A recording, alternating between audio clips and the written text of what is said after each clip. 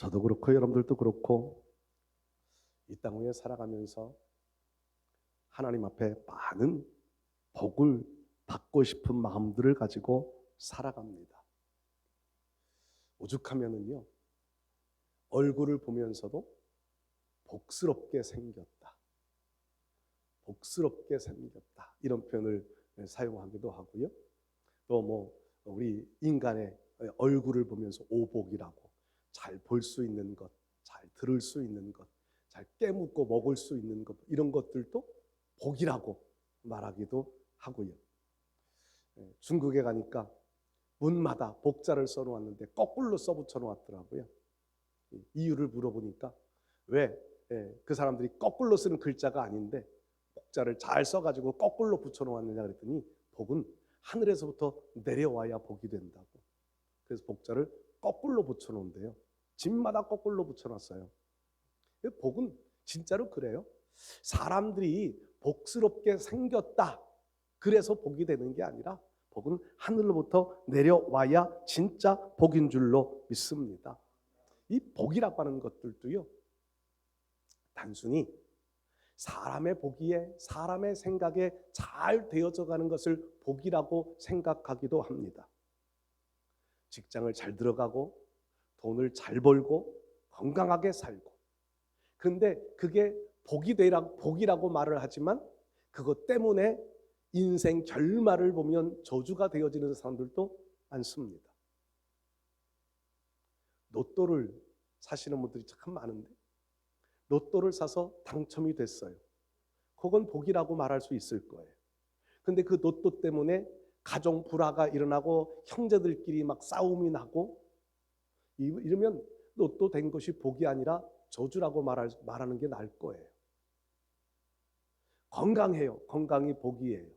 근데 그 건강 때문에 놀러 다니고 자기 하고 싶은 하러 다니다가 또 다른 사고를 만나고 또 다른 어려운 일들을 만나요.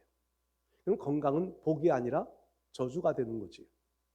여러분, 우리 인생 속에 살아가는 삶의 현실 속에서는 복인 것 같아 보이는데 저주되어지는 일들도 많고요, 저주인 것처럼 보이는데 그게 오히려 복이 되어지는 경우들도 많습니다.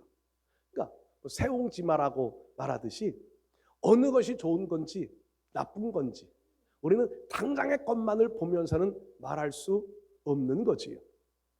중요한 것은 하나님이 주시는 복을 누릴 수 있어야 한다는 겁니다. 성경을 말씀을 풀이해 보면 하나님께서 가장 기뻐하시는 피조물, 하나님이 가장 관심 가지고 있는 피조물이 무엇일까요? 바로 여러분들이십니다. 여러분 한 분 한 분을 하나님 가장 관심을 가지고 계시고 가장 기뻐하시는 대상자로 삼으십니다. 왜냐하면 하나님의 형상대로 창조해 놓으셨기 때문입니다. 창세기 말씀에 보면 하나님의 형상대로 창조해 놓으신 인간을 바라보실 때에 보시기에 심히 좋았더라. 다른 피조물들을 창조해 놓으실 때는 보시기에 좋았더라, 보시기에 좋았더라, 그냥 좋았는데요, 인간을 바라보시면서는 심히 좋았더라, 강조되어져 있어요. 그만큼 하나님은 여러분들을 바라보시면서 심히 좋았더라. 이 하나님이 보시기에 심히 좋은 사람들은 복의 길로 갈 수 있습니다. 근데요, 하나님 앞에 은혜를 입은 사람들도 복된 길로 가는 사람이 있는가 하면 저주의 길로 가는 사람도 있다는 거지요. 오늘 성경 말씀에 나타나는 말씀이요, 내가 오늘 복과 저주를 너희 앞에 두었다. 이 신명기 11장의 내용들을 요약해 보면 이런 내용들이 있어요. 앞에 부분에 보면 하나님께서 기적의 역사들을 통하여서 광야 40년의 삶을 이끌어 오셨습니다. 정말 사람의 생각으로는 견딜 수 없는 일들, 사람의 힘으로는 이길 수 없는 상황들을 하나님의 은혜로 광야 40년을 다 지나왔습니다. 이제 요단강 건너가면 가나안 땅을 정복해 갑니다. 하나님은 이 가나안 땅과 애굽 땅을 비교해 놓으셨습니다.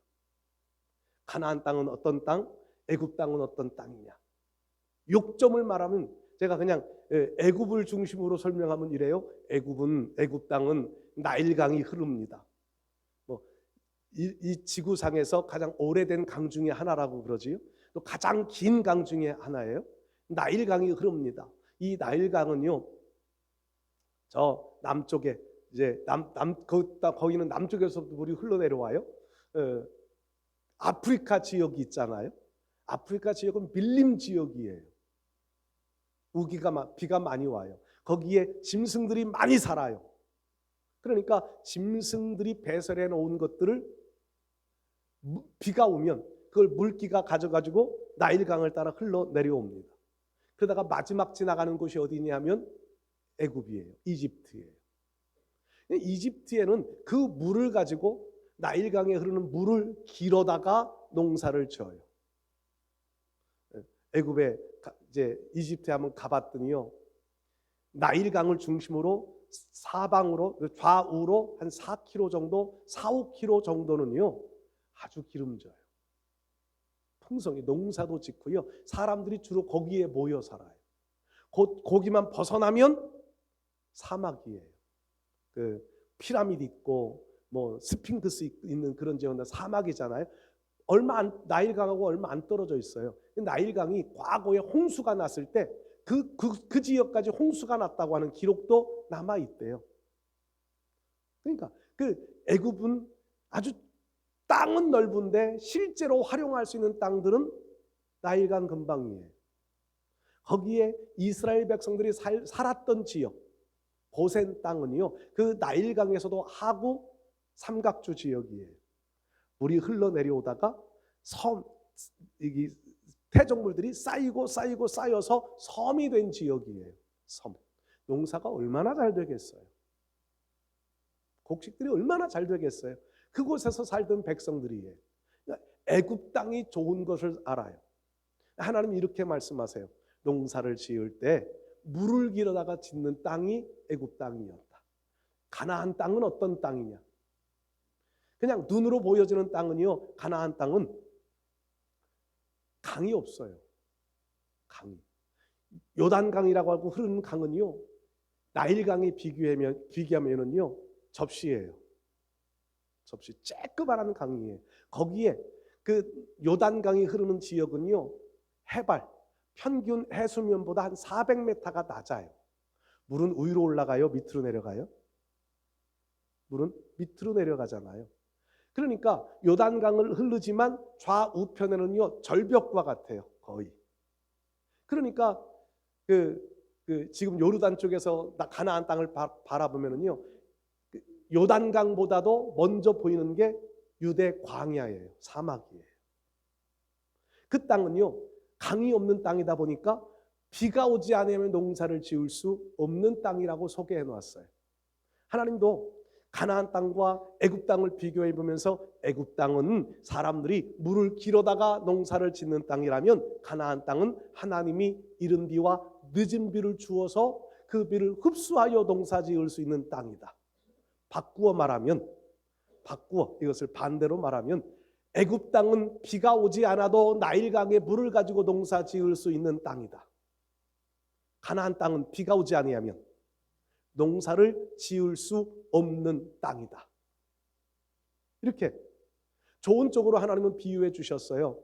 이른 비, 늦은 비가 있어. 그 이른 비, 늦은 비가 흡수하는 땅. 그래서 좋은 땅이다. 그런데 그보다 더 좋은 이유가 그거예요. 하나님이 함께 하시는 땅이라는 겁니다.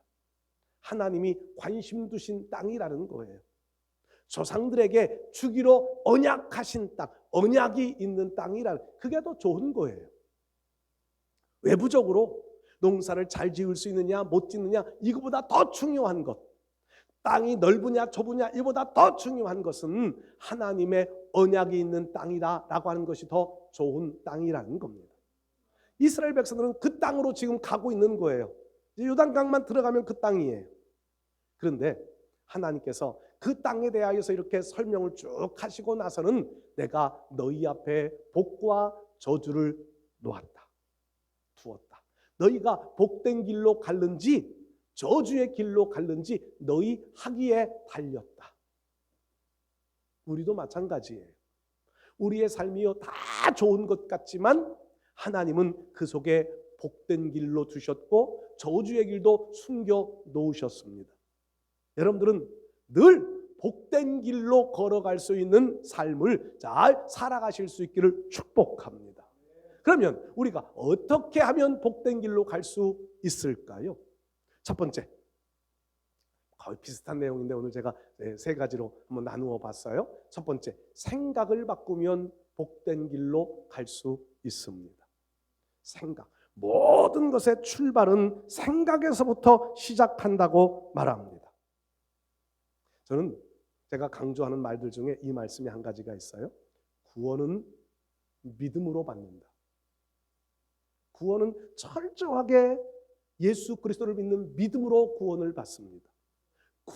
근데 복을 받는 것은요. 복을 받는 것은 순종으로 받습니다. 순종. 말씀에 순종이 따르지 아니하면 복이 되지 못합니다. 그러니까 오늘 성경의 이 말씀을 우리에게로 적용을 시켜보면 구원은 철저하게 하나님의 은혜로 받아요. 믿음으로 받아요. 그런데 복이 되느냐 저주가 되느냐 하는 것은 우리의 생각에서부터 출발한다는 겁니다. 하나님은 말씀하세요. 하나님을 가까이 하는 길로, 하나님을 섬기는 길로 가면 복이 되겠지만 하나님을 버리고 우상 섬기는 길로 가면 저주가 될 거다. 이 출발이 어디예요? 우리 머리의 생각에서부터 갈라지기 시작하는 겁니다. 여러분, 이왕이면 좋은 생각 가지십시오. 그보다 더 좋은 것은 믿음의 생각을 가지십시오. 그보다 더 중요한 것은 하나님의 뜻에 맞는 생각을 가지셔야 합니다. 베드로가요, 예수님 십자가에 내가 죽어야 된다 라고 말씀하실 때 베드로는 자신 있게 말해요. 예수님이 가시는 곳이면 어디든지 갈 것이고 예수님 내가 지켜드릴 겁니다. 내가 예수님 보호해 드릴 겁니다. 죽지 않도록, 예수님 죽지 않도록 내가 지켜드릴 겁니다. 죽으시면 안 됩니다. 그 말이에요. 근데 예수님께서 베드로를 향하여 뭐라고 말씀하세요? 사탄아, 내 뒤로 물러가라. 네가 하나님의 일은 생각하지 아니하고 사람의 일을 생각하는도다. 베드로의 머릿속에 있는 생각을 주님은 읽어내신 거예요. 베드로의 머릿속에 있는 생각은 뭐냐면 예수님은 죽으시면 안 됩니다. 이렇게 인기 많고 이렇게 능력도 행하시고 오병의 기적을 통해 먹을 것도 해결해 주시고 질병들도 고쳐주셨던 예수님이 죽으신다고요? 그럼 우리 뭐 어떻게 살아요? 안 됩니다. 이거예요. 근데 그것은 사람의 생각이라는 겁니다. 사람의 생각. 베드로의 입장에서는요, 하나님의 뜻을 몰라요. 하나님의 뜻. 그러니까 예수님은 네가 사람의 일을 생각하고 하나님의 일은 생각하지 않아. 하나님의 일은 뭔가요? 예수님은 십자가에 죽으셔야 되는 것이 하나님의 일이었습니다. 우리의 생각이요, 육의 일만을 생각하면 육의 일만을 추구하게 됩니다. 영의 일을, 하나님의 일을 생각한다면 영적인 일을 추구하게 됩니다. 생각이 중요한 거예요. 생각으로부터 하나님을 섬기는 믿음의 길을 걸어가실 수 있기를 축복합니다. 우리의 생각의 중심에는 하나님이 계셔야 돼요. 하나님 중심이 되어져야 합니다. 근데 제가 이런 생각을 해봤어요. 교회를 다니는 사람만 해도 참 많은 사람들이 교회를 다니는데 다 하나님이 교회 다닌다는 이유 때문에 복을 주신다면 교회 안 나올 사람이 없을 것 같아요. 교회 다닌다는 이유 때문에 내가 원하는 대로 다 이루어지고 정말 세상 사람들이 말하는 대로 복이 된다는 것을 하나님이 다 교회 다닌다는 이유 때문에 하나님이 이루어 주신다면 교회 안 다닐 사람 없을 것 같아요. 문제가 뭐냐 하면 하나님의 공의가 사라진다는 겁니다. 하나님의 공의. 하나님은 공의로우신 하나님, 기준을 분명하게 가지고 계신 하나님이라는 거예요. 그러니까 하나님의 공의는요, 오늘 성경에서 나타나는 말씀처럼 내가 삶이 힘들고 어렵고 고통스러워도 하나님 뜻을 찾고 하나님 중심으로 살려고 하는 믿음의 마음을 가진 사람과 내 편리를 위하여, 내 안위를 위하여 그냥 나 중심으로 말은 하나님을 섬기고 몸은 교회에 속해져 있지만 머릿속의 생각은 나 중심으로만 살아가고 있는 사람들을 똑같이 복을 주실 수는 없다는 겁니다. 그게 공의의 하나님이시라는 거지. 하나님은 공의의 하나님이시라 하나님 앞에 믿음의 생각을 가지고 믿음의 삶을 살아가는 사람을 대하는 것과 말만 하나님을 찾고 생각이 하나님 없는 삶을 살아가는 사람과 똑같이 대우해 주시지 않습니다. 우리에게로 좁혀 생각해 보면은요, 우리가 생각이 좁아요. 우리의 생각이 좁아요. 바라보는 시각이 좁아져요. 그러면 나타나는 현상이 뭐냐 하면 베드로에게 책망하셨듯이 하나님의 비전을 보지 못하고 사람의 생각만 가지고 사람의 판단력만 가지고 살아가는 거예요. 제가 이번 주에 오늘 목사님과 함께 낮에 이틀을 같이 한번 보냈는데 그 목사님이 어느 목사님으로부터 이런 도전을 받았대요. 도전. 우리 교회가 부흥하고 우리 교회가 잘 되어지고, 김해인가 어디 계신 목사님인데 1000명 정도 지금 목회를 하는데 10,000명 목회를 할 비전을 두고 건축을 하고 10,000명 목회를 해야 되겠다, 이런 생각을 가지고 있었는데 여행을 한번 갔대요. 우간다 그 아프리카 지역에 여행을 갔대요. 가서 보니까 너무 상황이 어려운 거예요. 우리 교회 와서 땅을 사서 건축을 하려고 했는데 그 땅이 다른 사람에게 팔려버렸대요. 교회를 질 수가 없어요. 그래서 생각을 바꾼 거예요. 한국에서 내가 10,000명을 목회하는 비전, 내 비전인데 하나님의 비전은 우간다라고 하는 지역에 교회 하나를 세우면 1,400만 원 정도 든대요. 그 목사님은 그 교회에서 지금 150개를 줬대요. 지금 현재는 150개, 한 교회당 300명씩만 생각해도 지금 10,000명 가까이가 되지요. 근데 지금 그 목사님은 600개를 세우고 싶고 교회 연합을 통해 협력하는 교회들을 통하여서 1,000개를 세우든가 3,000개를 세운다든가 그렇대요. 그러면서 그 목사님이 이렇게 말씀하시더래요. 하나님의 입장에서 바라보는 영혼의 가치는 대한민국에 내가 1,000명을 목회하는 한 영혼의 가치나 우간다에 가서 우간다의 교회를 세우고 선교해서 그곳에 10,000명의 성도들이 하나님 앞에 돌아온다면 무엇을 기뻐하실까? 우리는 너무 인간 중심의 판단에 기울어 있다는 거지. 우리 시선에서, 우리가 바라보는 시선에서 한국교회 영혼이나 우간다라고 하는 나라의 영혼이나 하나님이 보실 때는 똑같은데 우리는 너무 우리 중심으로만 산다. 그 말을 듣는데요, 마음속에 도전이 됐어요. 하나님의 뜻을 찾는 것이 중요하구나. 하나님의 시선을 가지고 바라보는 것이 중요하구나. 제가 영혼에 관한, 선교에 관한 지금 그런 초점도 있지만 그보다 더 중요한 것은요, 우리의 생각이라는 거예요. 우리의 생각이 나 중심의 시선으로 바라보면 하나님의 비전이 보이지 않습니다. 나 중심의 생각으로 세상을 바라보면 하나님의 뜻이 보여지지 않습니다. 내 이익만 생각되고요, 내 손에 나는 것을 생각하게 돼요. 그러나 하나님의 시선, 하나님의 비전, 하나님의 생각으로 세상을 바라보면 하나님의 비전이 보여지기 시작할 겁니다. 생각을, 하나님에게 초점을 맞추는 생각들을 가져보실 수 있기를 축복합니다. 두 번째로요, 우리가 정말 선택의 기로에 서 있는 우리가 복이 되는 방향으로 가려면은요, 내거나 두 번째, 행동을 바꾸어야 합니다.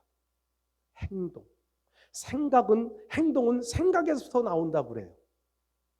생각이 바뀌면 행동이 바뀌고 행동이 바뀌면 기적이 나온다고 그런 말을 사용하기도 합니다. 여러분, 행동을 바꾸실 수 있기를 바랍니다. 제가 학교 다닐 때 그런 배운 것 중에 성공을 위하여 뭐 이런 강의를 한번 들은 적이 있는데, 주로 그 긍정적 사고 방식에 관한 뭐 책들도 소개받고 그런 일들에 대한 예화들도 듣고 이랬는데, 그 중에 이런 내용이 있습니다. 사람이 다른 사람과 좀 차별을 잇는, 다른 사람과 차별적인 삶을 살아가려면 나타나는 것들이 있는데, 하나는요, 태도가 바뀌어야 한다. 태도. 이건 생각에서부터 우러나는 거예요. 태도가 바뀌어야 된다. 그리고 또 하나는요, 올바른 정보를 가지고 있어야 된다. 좋은 정보를 받아야지 나쁜 정보들을 자꾸 받으면은 우리의 생각도 잘못된 생각을 갖게 되고 행동도 잘못된 행동을 낳게 된다는 거지요. 그리고 또 하나, 실천. 우리가 다른 사람들보다 차별이 좀 다른, 하나님 보시기에 차별이 다른 신앙 되어지려면 이 세 가지. 그러니까 태도의 문제, 내가 말씀을 대하는 태도, 신앙에 대한 태도, 그리고 내가 받는 정보, 이단들이 가져다준 정보 같은 곳에 빠지지 말고 하나님의 말씀의 정보, 그리고 내 태도, 내 실천, 말씀을 실천하려 하는 행동, 이런 것들이 우리의 삶을 차별화되어진 삶을 살게 만들어줄 것이라고 하는 이런 그 가르침을 받았던 적이 있습니다. 여러분, 오늘 우리가 정말 하나님의 기적을 맛보려면 행동을 바꾸어 살아가야 합니다. 행동. 말만 하는 신앙이 되어지면 안 되고요, 우리 몸과 마음이 따르는 행동이 바뀌어져야 한다는 거지요. 요한일서 말씀에도 형제들아, 우리가 말과 혀로만 사랑하지 말고 행함과 진실함으로 하자. 행동이 바뀌어져야 하나님이 보실 때에 삶이 바뀌어지는 삶으로 갈 수 있다는 거지요. 야고보 사도도 말씀하잖아요. 행함이 없는 믿음은 죽은 것이다. 행함이 없는 믿음은 죽은 것이다. 말로는 뭐 천국을 수차례 왔다 갔다 한다 할지라도요, 여러분, 행동이 바뀌지 아니하면 아무런 신앙의 유익이 없습니다. 제가 지난 8월 달에 목사님들 수련회를 갔다 와서 제가 그런 말씀을 드린 적이 있는데, 성경을 수백 독을 읽었대는데도 목사님이요, 행동 하나 바뀌지 않는, 왜 그럴까요? 성경을 그렇게 읽었는데 왜 안 바뀔까요? 왜? 행동이 안 바뀔까요? 마음의 고정관념만 남아있어서 그래요. 제가 어제도 성경을 읽으면서 그런 생각을 했습니다. 성경을 많이 읽는 것 필요합니다. 왜? 성경을 아는 지식이 있어야, 성경의 말씀의 정보가 있어야 우리의 믿음의 삶이 바뀌어지니까. 그런데 성경을 수백 번 읽는 것 자체로 만족하면 아무것도 소용이 없습니다. 성경을 읽어가며 하나님의 마음을 그곳에서 발견하고 그 뜻에 내 신앙을 하나하나 행동을 바꾸어 갈 때 말씀은 살아서 역사하는 능력이 될 거라는 마음을 가졌습니다. 여러분, 행동이 바뀌어지면 복된 길로 갈 수 있습니다. 그러나 우리 행동이 여전히 인간 중심, 여전히 세상 중심, 여전히 사람들 중심으로 우리의 행동을 하고 있다면 우리는 지금 저주의 길로 가고 있는 줄도 모릅니다. 하나님은 복과 저주의 길을 우리 앞에 놓아서 우리로 선택하라는 거잖아요. 방향을 선택해라, 행동을 선택해, 생각을 선택해라. 복된 길로 선택하며 가실 수 있기를 축복합니다. 세 번째로요, 방향을 바꿀 수 있어야 합니다. 열차를 타러 갔는데 부산을 가기로 생각을 하고 열차를 탔는데 광주로 가는 열차를 탔다고 생각해 보세요. 천안까지는, 대전까지는 같이 갑니다. 같은 선로를 타라 같이 갑니다. 지금 잘 가고 있으니까 내가 그냥 여기 앉아 있어도 부산으로 가겠지 하고 앉아 있다면 그 열차는 부산으로 갈까요? 광주로 갈까요? 광주로 갈 수밖에 없어요. 열차의 방향은 목적지를 그대로 가는 거예요. 문제는 우리가 깨달았어요. 아, 내가 광주 가는 차를 탔다고 잘못 탔구나. 그러면 내가 갈아타야 되는 거예요. 이게 방향을 바꾸는 거예요. 내가 갈아타는 거예요. 그냥 가만히 앉아서 부산으로 가라, 부산으로 가라, 부산으로 가라 외쳐도 그 열차는 절대로 부산으로 가주지 않습니다. 여러분, 우리는 그 시행착오라고 하는 단어들을 많이 사용합니다. 해봤더니 안 되더라. 해봤더니 잘못되더라. 시행착오. 시행착오를 겪는 것, 어떻게 보면 인생 속에서는 당연한 일인지 모릅니다. 근데 그 시행착오를 겪었다고 지금 그대로 그냥 가고 있다면 우리는요, 그것으로 끝이 아니라 하나님의 심판대 앞에 설 날이 있다는 것을 기억해야 합니다. 하나님의 심판대 앞에 설 때 시행착오만 하다 왔다 하나님 인정해 주시지를 않는 거예요.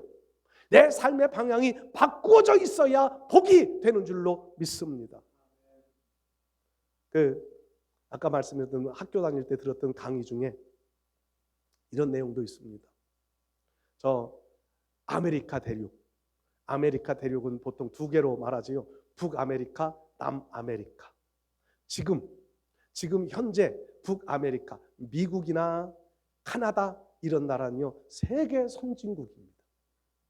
근데 남아메리카, 거기에는 아르헨티나, 칠레, 콜롬비아 이런 나라들은요, 지금 세계 원조 받아야 사는 나라로 바뀌어져 있습니다. 한때는 잘 나가던 나라였습니다. 잘 살던 나라였습니다. 그런데 지금은 세계 가난한 나라 순위로 빠져 있습니다. 차이가 어디에 있을까? 왜 이런 차이가 있을까? 잘 살던 나라가 왜 못 사는 나라가 됐을까? 우리나라도 그런 위험성이 있다고 그러잖아요. 그런데 학교 다닐 때 어떤 강의의 내용 중에는 이렇게 결론을 냈습니다. 출발부터 잘못됐다.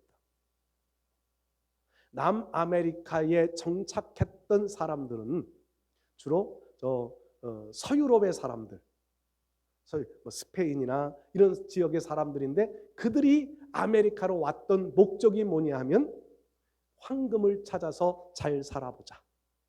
황금 캐러 온 사람들이에요. 그래서 황금도 발견을 했어요. 잘 살기도 했어요.